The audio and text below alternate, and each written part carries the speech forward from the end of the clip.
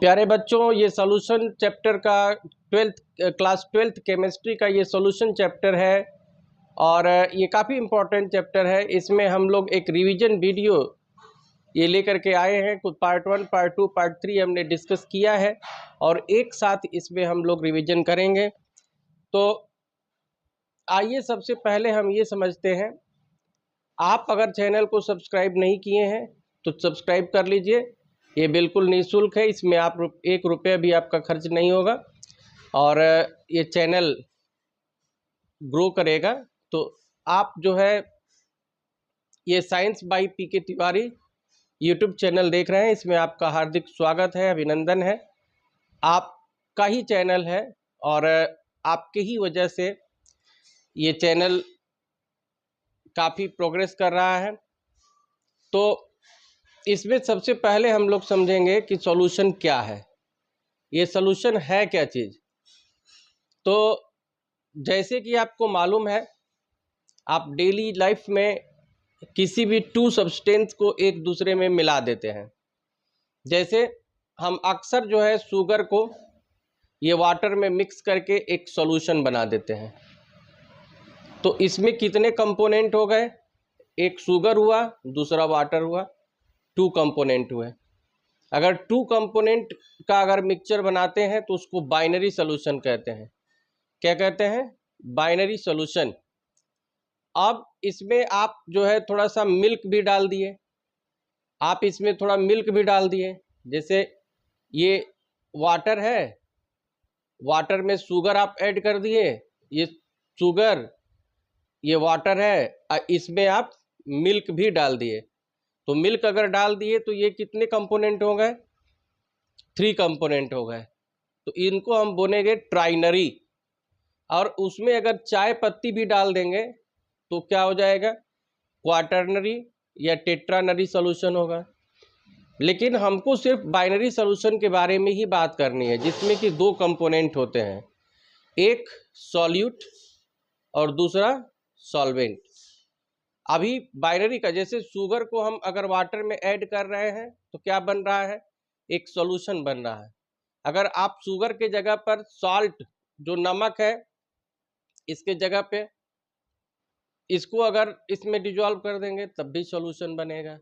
अगर आप जो है ग्लूकोज, शुगर की जगह पे ग्लूकोज मिला दिए तब भी सॉल्यूशन बनेगा। माने किसी भी 2 कंपोनेंट को आप वाटर है, वाटर के जगह पे एल्कोहल ले लिए, एल्कोहल, तब भी जो है ये सॉल्यूशन बनेगा। कोई अगर सॉल्वेंट है तो सॉल्यूट किसको बोलते हैं और सॉल्वेंट किसको बोलते हैं? तो सॉल्यूट उसको बोलते हैं जो घुल रहा है, जैसे शुगर है, और सॉल्वेंट उसको बोलेंगे जिसमें घुल रहा है। यानी कि अगर शुगर है, ये शुगर है या साल्ट है या ग्लूकोज है, तो ये क्या है? ये सॉल्यूट है, सॉल्यूट। ये वाटर है या एल्कोहल है या कोई अदर अगर लिक्विड है, तो लिक्विड जो है ऑलवेज क्या होता है? सॉल्वेंट होता है। और वाटर यूनिवर्सल सॉल्वेंट है, वाटर में बहुत सारी चीज़ें घुल जाती हैं। जितने भी आयनिक कंपाउंड होते हैं, जो पोलर सब्सटेंसेज होते हैं, वाटर में डिजॉल्व हो जाते हैं। तो हमको बात करना है यहाँ पे, जैसे मिक्सचर है तो एक होता है होमोजीनियस मिक्सचर, दूसरा होता है हेट्रोजीनियस मिक्सचर। अब इन दोनों में क्या डिफरेंस है? क्या होमोजीनियस है, क्या हेट्रोजीनियस है? आप जरा सोचिए, अगर शुगर को वाटर में मिलाते हैं, अब उसको अगर हिला दिए तो सॉल्यूशन जो बनता है, तो इसमें जो शुगर है, ये शुगर एक समान रूप से घुल जाता है। या शुगर की जगह पे अगर आप सॉल्ट ले लिए, अगर सॉल्ट आप ले लेते हैं तो सॉल्ट भी जो है वाटर में ये यूनिफॉर्म सॉल्यूशन बनाता है, यानी कि एक समान रूप से घुल जाता है। आप ग्लूकोज ले लिए, ग्लूकोज भी यूनिफॉर्म सॉल्यूशन बनाता है। तो जितने यूनिफॉर्म सॉल्यूशन मतलब एक समान रूप से घुल जाएगा, चाहे इस लिक्विड के अंदर कहीं भी देखेंगे समान रूप से अगर जो है ये सॉल्यूट होता है, तब तो उसको हम होमोजीनियस मिक्सचर कहते हैं। लेकिन अगर मान लीजिए कि इस शुगर के जगह पर आप सैंड ले लिए, सैंड या जो ब्रिक होती है, ईंट होता है, उसका बुरादा ले लिए, तो ये क्या है कि ये वाटर में न सैंड घुलेगा न ईंट का बुरादा घुलता है। तो ये जब डिजॉल्व नहीं होगा, यूनिफॉर्म सोल्यूशन नहीं बनाएगा, तो उसी को हम कहते हैं हेट्रोजीनियस मिक्सचर। मतलब होमोजीनियस मिक्सचर में कंपोनेंट एक दूसरे में कंप्लीटली डिजॉल्व हो जाते हैं और एक समान रूप से उसमें थ्रू आउट सेम कंसंट्रेशन होता है, जबकि हेट्रोजीनियस मिक्सचर में पूर्ण रूप से डिजॉल्व नहीं होता है। जैसे आप मान लीजिए ये वाटर है, ये वाटर है, और वाटर में आप डाल दिए सैंड, ये सैंड डाल दिए, तो क्या होगा, ये नीचे जो है आप देखेंगे कि कुछ समय के बाद वो बैठ जाएगा। ऊपर भी रहेगा लेकिन बहुत कम रहेगा, तो नीचे ज़्यादा रहेगा, ऊपर कम रहेगा। इसी को हेट्रोजीनियस कहते हैं, मतलब कहीं कम कहीं ज़्यादा। लेकिन अगर एक समान रूप से अगर उसमें डिजॉल्व हो जाता है तो उसको होमोजीनियस मिक्सचर कहते हैं। और जितने भी होमोजीनियस मिक्सचर हैं, होमोजीनियस मिक्सचर का ही एक दूसरा नाम सॉल्यूशन है। जैसे अब कोई अगर आप है, अगर कोई जो है इस क्लास में है, उसका नाम पिंटू है। क्या नाम है? पिंटू। लेकिन पिंटू जो है उसको घर पर लोग बुलाते हैं। अब वही जब पिंटू जब आता है, ये स्कूल में जाता है, तो उसका नाम पिंटू नहीं लिख दिया जाता है, पिंटू से प्रवीण हो जाता है, या पिंटू से कुछ और हो जाता है, आकाश हो जाता है, संदीप हो जाता है। जैसे अच्छा नाम जो है, और घर के लिए पिंटू, टिंकू, चिंटू, मिंटू, ये नाम डिम्पू, ये बुलाते हैं, लेकिन पर्सन तो वही। तो अब यहाँ पर बात ये है कि अब होमोजीनियस मिक्सचर है, और होमोजीनियस मिक्सचर को ही हम सॉल्यूशन कहते हैं। अगर 2 कंपोनेंट है तो बाइनरी सोल्यूशन, 3 है तो ट्राइनरी सोल्यूशन, 4 है तो क्वाटरनरी सोल्यूशन। ये तो जानकारी के लिए है, लेकिन अभी आप लोगों को 10+2 level, JEE level, NEET level और सीयूटी लेवल में केवल बाइनरी सोल्यूशन ही पढ़ना है। तो अब जैसे मान लीजिए कि आप सॉल्यूट और सॉल्वेंट को मिक्स करके आप सॉल्यूशन बना रहे हैं, तो आप इसका कुछ वेट होगा सॉल्यूट का। इसको हम किससे डिनोट करते हैं? W2 से। हम क्यों करते? W1 से कर देते, W डैश से कर देते, लेकिन NCERT की बुक में W2 से दिया है, तो कोई कंफ्यूजन आपको ना हो, इसलिए हम भी W2 से कर रहे हैं। तो और सॉल्वेंट के वेट को किससे? W1 से डिनोट कर लिए। तो वेट, इन दोनों का वेट होगा, इसके वेट को हम कर लेंगे W, इसके वेट को कर लेंगे W2 से, इसके वेट को डिनोट कर लेंगे W1 से। अब ये कोई ना कोई कंपाउंड होंगे, चाहे सॉल्यूट है या सॉल्वेंट है, तो इनका हम मोलर मास निकालेंगे, जिनको हम डिनोट करते हैं M2 से, और इसके मोलर मास को M1 से। जब W2 और M2 पता हो जाएगा, तो इनका हम क्या निकाल लेंगे? Number of moles. Number of moles कैसे निकालते हैं? वेट अपॉन मोलर मास। ये लास्ट पिछले वीडियो में ये बहुत डिटेल्स में समझाए हैं। तो ये जैसे अगर दोनों को डिवाइड कर दिए वेट और मोलर मास में, तो नंबर ऑफ मोल्स मिल जाता है। उसी तरह से अगर इसका भी सॉल्वेंट का भी निकालना है, तो इसका वेट W1 है और इसका मोलर मास M1 है, उससे डिवाइड कर दिए तो इसका नंबर ऑफ मोल्स मिल जाता है। और अगर नंबर ऑफ मोल्स मिल गया तो मोल फ्रैक्शन आप निकाल लेंगे। जैसे ये X1 निकालना है, तो N1 जिसका निकालना है उसका ऊपर रखेंगे, या जिसका जितने भी कंपोनेंट है उनका सम कर देंगे। अगर मान लीजिए सॉल्यूट का निकालना है, तो सॉल्यूट का मोल फ्रैक्शन निकालना है, तो इसके मोल्स को ऊपर लिखेंगे, N1 प्लस N2 कर देंगे। तो इस तरह से आप जो है ये मोल फ्रैक्शन निकाल सकते हैं। अब ये जो बाइनरी सोल्यूशन बनता है, ये कितने टाइप का होता है? तो बाइनरी सोल्यूशन ये 9 टाइप का होता है। बाइनरी सोल्यूशन ये 9 टाइप का होता है। जैसे ये आप देख रहे हैं, अगर एक गैसियस सोल्यूशन होता है जिसमें सॉल्वेंट गैस होता है, तो ये सॉल्वेंट क्या है? ये तीनों गैस है। इसमें अगर गैस में गैस मिला दिए, जैसे ऑक्सीजन नाइट्रोजन का मिक्सचर है, लिक्विड में गैस मिला दिए, क्लोरोफॉर्म और नाइट्रोजन का मिक्सचर है, सॉलिड को गैस में मिला दिए, कैम्फरिन नाइट्रोजन गैस, तो ये जो है गैसियस मिक्सचर है। उसी तरह से लिक्विड सॉल्यूशन बनता है जिसमें सॉल्वेंट लिक्विड होता है, लेकिन सॉल्यूट गैस भी हो सकता है, लिक्विड भी हो सकता है, सॉलिड भी हो सकता है। और जो सॉलिड सॉल्यूशन बनता है, इसमें सॉल्वेंट सॉलिड होता है, इसमें गैस भी डाल सकते हैं, लिक्विड भी डाल सकते हैं, सॉलिड भी डाल सकते हैं। तो अगर लिक्विड सोल्यूशन की बात करें, गैस को लिक्विड में, तो ऑक्सीजन डिजॉल्व इन वाटर, या कोल्ड ड्रिंक पीते हैं उसमें क्या होता है, CO2 को वाटर में डिजॉल्व करते हैं। लिक्विड अगर एथेनॉल इन वाटर, लोग जो है वाइन पीते हैं तो पानी में मिला देते हैं, उसको एक मिक्स कर देते हैं। और सॉलिड लिक्विड, और हम जो है जब शुगर को वाटर में डिजॉल्व करते हैं या ग्लूकोज को डिजॉल्व करते हैं तो सॉलिड लिक्विड सोल्यूशन बनता है। गैस सॉलिड है तो solution of hydrogen in the palladium, amalgam of, ये लिक्विड सॉलिड है, amalgam of mercury with sodium, ये जो पेस्ट टाइप का सब्सटेंस बनता है, जेली टाइप का बनता है। और सॉलिड है, कॉपर डिजॉल्व इन गोल्ड, या जितने भी मेटल के एलाइज बनते हैं, मिश्र धातुएं होती हैं, तो वो सब जो है सॉलिड सॉल्यूशन के अंतर्गत आता है। अब हम बात करेंगे इस चैप्टर में, हम ये फटाफट अंदाज में एक रिवीजन कर रहे हैं और अभी तक समझ चुके हैं कि सॉल्यूशन क्या है, होमोजीनियस हेट्रोजीनियस मिक्सचर क्या है, बाइनरी ट्राइनरी क्वाटरनरी सॉल्यूशन क्या है, और टाइप्स ऑफ सॉल्यूशन, ये 9 टाइप्स के जो सॉल्यूशन होते हैं इनके बारे में हम लोग डिटेल्स में डिस्कस कर लिए हैं। अब नेक्स्ट हम लोग डिस्कस करेंगे कि molarity, molality and percent concentration. तो ये मोलरिटी का डिफिनीशन आपको दिखाई दे रहा है। ये molarity, the number of moles of solute present in per litre solution. यहाँ पे ये मोलरिटी को हम कैपिटल M से डिनोट करते हैं। मोलरिटी को concentration in moles per litre और मोलर कंसंट्रेशन भी कहते हैं। और नंबर ऑफ मोल्स ये ऑफ सॉल्यूट है, और V क्या है, ये वॉल्यूम ऑफ सॉल्यूशन है। तो the number of moles of solute present in per litre of solution, the number of moles of solute is dissolved in per litre solution. मतलब 1 litre solution में जितना नंबर ऑफ मोल्स डिजॉल्व होता है, जैसे मान लीजिए ये 1 लीटर आप जो है ले लिए सॉल्वेंट, और इसमें जितने number of moles of solute को डिजॉल्व करेंगे वही मोलरिटी है। अब नंबर ऑफ मोल्स निकालने तो आपको आता है, नंबर ऑफ मोल्स कैसे निकालते हैं, N is equal to weight upon molar mass. अगर मोलर मास से वेट में डिवाइड कर दिए, ये सब डिटेल्स में हम बता चुके हैं पिछली वीडियो में, मोलर मास कैसे निकालते हैं। जितने भी एटम होते हैं उनके एटॉमिक मास को सम कर देते हैं।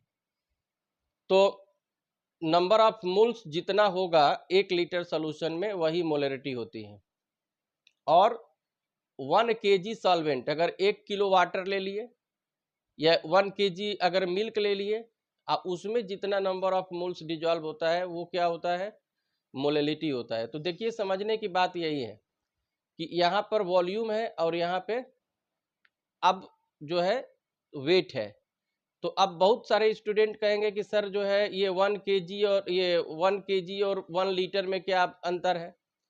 तो 1 kg और 1 लीटर में अंतर आपको अगर नहीं मालूम है तो आप जो है जब जाते हैं दुकान पे, सरसों का तेल ले लिए, रिफाइंड ले लिए, तो वहाँ देखिएगा 1 लीटर लेते हैं तो कितना वेट लिखा रहता है। केवल वाटर ही एक ऐसा है कि जिसका जो 1 kg है 1 लीटर के इक्वल होता है। वाटर का 1 kg ये 1 लीटर के इक्वल होगा। 1 लीटर लेंगे, लेकिन अब अदर अगर सब्सटेंसेज है तो डेंसिटी पे डिपेंड करता है। डेंसिटी अगर कम ज़्यादा होगी तो 1 लीटर में जो उसका वेट है वो, जैसे 1 लीटर में 1000 ml होता है, इसमें क्या होता है 1000 ग्राम 1 kg में, इसमें 1000 ml है। यानी कि 1 ग्राम जो है 1 ml के इक्वल। तो 1 ग्राम 1 ml के इक्वल तब होगा जब डेंसिटी 1 ग्राम पर ml होगी, जैसे वाटर की होती है। लेकिन अदर जो सॉल्वेंट है उनकी डेंसिटी 1 से कम ज़्यादा हो सकती है, तो उनका वेट भी डिफर करेगा। इसीलिए मोलरिटी और मोलेलिटी अलग अलग है। जो नंबर ऑफ मोल्स अगर 1 लीटर में डिजॉल्व है तो उसको मोलरिटी कहते हैं, और अगर ये 1 kg सॉल्वेंट में डिजॉल्व है तो उसको मोलेलिटी कहते हैं। ये ध्यान देना है, यहाँ पर लीटर है और यहाँ पे क्या है, पर केजी है। ये काफ़ी इंपॉर्टेंट कंसेप्ट है। उसके बाद कंसंट्रेशन इन ग्राम पर लीटर, कंसंट्रेशन इन ग्राम पर लीटर। तो the amount of solute which is dissolved in per litre solution. ये अब देखिए, जैसे यहाँ 1 लीटर में नंबर ऑफ मोल्स है, यहाँ 1 लीटर में नंबर ऑफ मोल्स है, लेकिन यहाँ 1 लीटर में वेट है। तो नंबर ऑफ मोल्स कैसे निकालते हैं, वेट अपॉन मॉलिक्यूलर मास। अगर डिवाइड कर दिए तो जो नंबर ऑफ मोल्स अगर आएगा तो उसको मोलरिटी बोलेंगे, लेकिन जो वेट है ये m से अगर डिवाइड नहीं किए तो जो वेट होगा 1 लीटर में वही क्या है, कंसंट्रेशन इन ग्राम पर लीटर है। तो ये C से इसको डिनोट करते हैं। अब इन तीनों को मिला करके कुछ रिलेशन बनाए गए हैं, उस रिलेशन को समझना है क्योंकि न्यूमेरिकल इसी पर लगेंगे। तो नेक्स्ट चैप्टर में हम नेक्स्ट वीडियो में न्यूमेरिकल डिस्कस करेंगे। तो आइए इसको समझते हैं।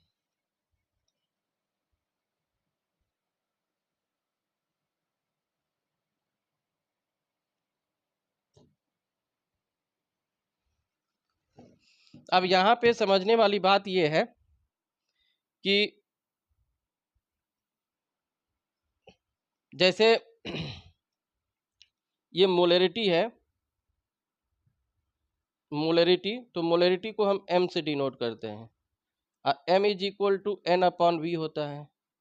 लेकिन अगर हम n के जगह पे w, जैसे ये n2 कर लीजिए, क्योंकि सॉल्यूट का है तो 2 से उसको डिनोट करना है, तो W2 upon M2 into we, तो एक फार्मूला हो जाएगा मोलरिटी का। जैसे एक ये हो गया और दूसरा फार्मूला ये हो जाएगा। अगर तीसरा फार्मूला बनाएंगे तो ये W2 अपॉन वी की जगह पे हम C भी लग सकते हैं, तो C अपॉन M2 हो जाएगा। और एक फार्मूला इसका याद रख लीजिएगा, इसको पिछले वीडियो में हम ऑलरेडी प्रूव करा चुके हैं। तो 10D weight percent upon M2। तो D क्या है, ये D डेंसिटी ऑफ सॉल्यूशन है, वेट परसेंट या मास परसेंट क्या होता है, तो W2 into 100 upon W1 plus W2। तो ये बता चुके हैं और मोलर मास निकालना भी बता चुके हैं। तो ये जो 4 फार्मूला है, ये 4 फार्मूला मोलरिटी के लिए है। एक m is equal to N2 upon V, W2 upon M2 into V, W2 weight है, V वॉल्यूम और M क्या है, ये मोलर मास है। और यहाँ पे क्या है, C upon M2, C upon M2 है। तो ये 4 फार्मूला आपको याद रखना होगा। एक m is equal to N2 upon V, फिर दूसरा है m is equal to W2 upon M2 into V, फिर थर्ड है ये m is equal to C upon M2, अब फोर्थ है m is equal to 10D weight percent upon M2। तो ये स्क्रीनशॉट ले लीजिएगा और ये फार्मूला याद रखिएगा क्योंकि इसी पे न्यूमेरिकल लगेगा। अब इसके बाद जो है हम डिस्कस करते हैं मोलैलिटी का। तो molality m is equal to होता है N2 upon W1 in kg। तो ये N2 क्या है, N2 सॉल्यूट का नंबर ऑफ मोल्स है और W1 सॉल्वेंट का वेट है। अगर इसको हम इस तरह भी लिख सकते हैं, अगर हम N2 के प्लेस पे W2 अपॉन M2 कर दें तो ये, और W1 को ग्राम में ले लेते हैं तो ये फॉर्मूला बन जाता है। और N2 इंटू 1000 अपॉन W1, ये W1 ग्राम में रहेगा। अब N2 इंटू 1000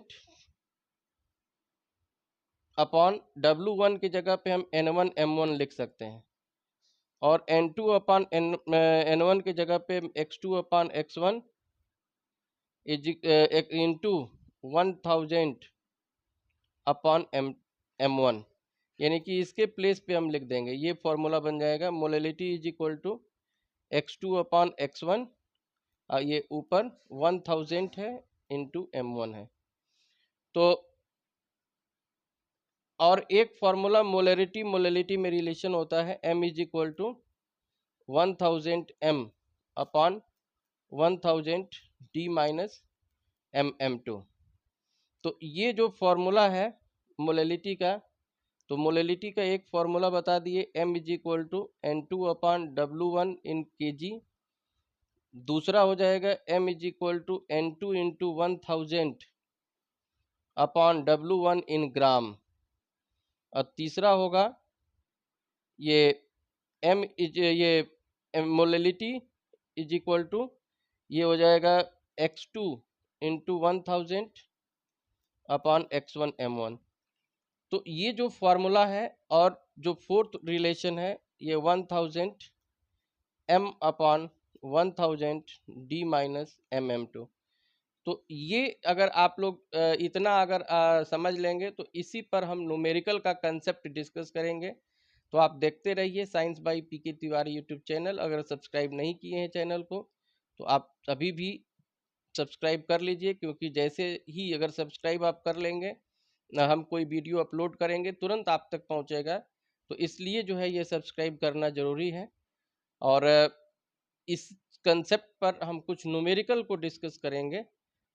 तो